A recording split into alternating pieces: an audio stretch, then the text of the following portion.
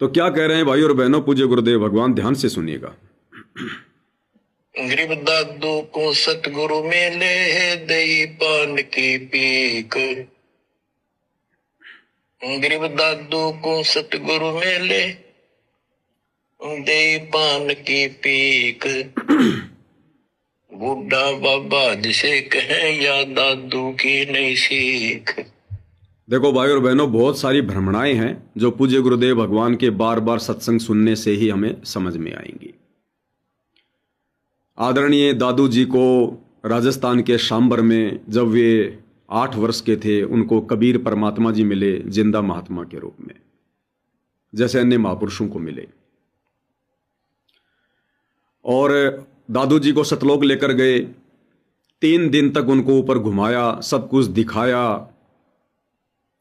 बाद में दादू जी को नीचे छोड़ा।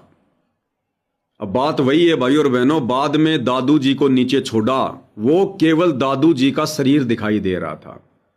दादू जी को परमात्मा ने मिनी सतलोक में बैठा दिया, उस आत्मा को दादू जी के रूप में। फिर आगे पूरी की पूरी लीला कबीर भगवान करते हैं, जैसे गरीबदास जी के रूप में की, नानक जी के रूप में की, गीसा संत जी के रूप में की, ऐसे दादू जी के रूप में फिर सारी भूमिका कबीर परमात्मा भक्ति को जीवित रखने के लिए स्वयं ही करते हैं। नाम केवल उस आत्मा का होता है कि दादू दास, दादू दास, दादू दास। तो एक जो भ्रमणा दादू पंथ में पड़ी हुई है, जब उनको समझाने का प्रयास किया जाता है कि दादू जी को कबीर जी मिले थे, तो वो लोग कहते हैं कि नहीं, दादू जी को तो बूढ़ा बाबा मिला था, बूढ़ा बाबा। जबकि दादू जी के ग्रंथ में इस बात का कहीं कोई प्रमाण नहीं है कि दादू जी को कोई बूढ़ा बाबा मिला था। दादू जी खुद अनेक वाणियों के माध्यम से अपने उस ग्रंथ में स्पष्ट करते हैं कि मुझे कबीर जी मिले थे, काशी वाला कबीर मिला था, धानक कबीर मिला था, मुझे सतलोक लेकर गया था। अब ये भ्रमणा क्यों फैली?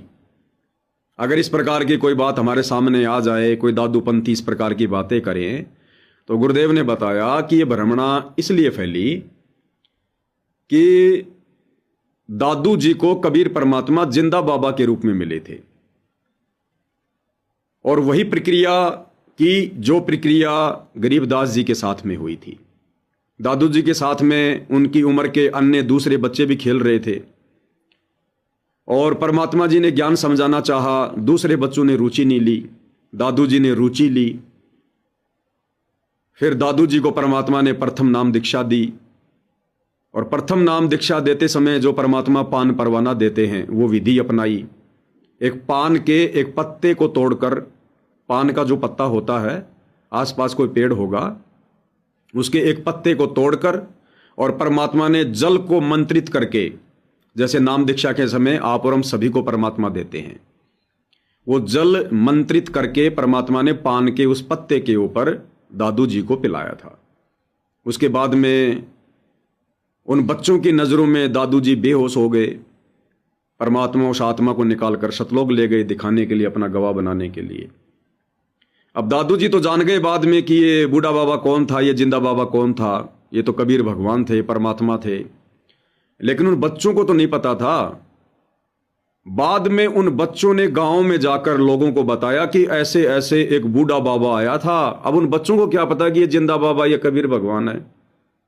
वो सफेद सफेद दाढ़ी, सफेद सफेद मूंछ, परमात्मा जिस रूप में आते हैं ज्यादातर यहां पर जो लीला करते हैं, तो बच्चों ने गांव वालों को कहा कि बूढ़ा बाबा आया था, बूढ़ा बाबा, और उसने ना जाने क्या उसको जल पिलाया था मंत्रित करके जादू टोने का, तब से ये बेहोश हो गया। तो ये जो लोकवेद है, इस लोकवेद के आधार से उन बच्चों के कहने पर आगे चलकर यह धारणा बन गई कि दादू जी को कबीर जी नहीं मिले, दादू जी को बूढ़ा बाबा मिला था, बूढ़ा बाबा मिला था, जबकि वो बूढ़ा बाबा कबीर ही था।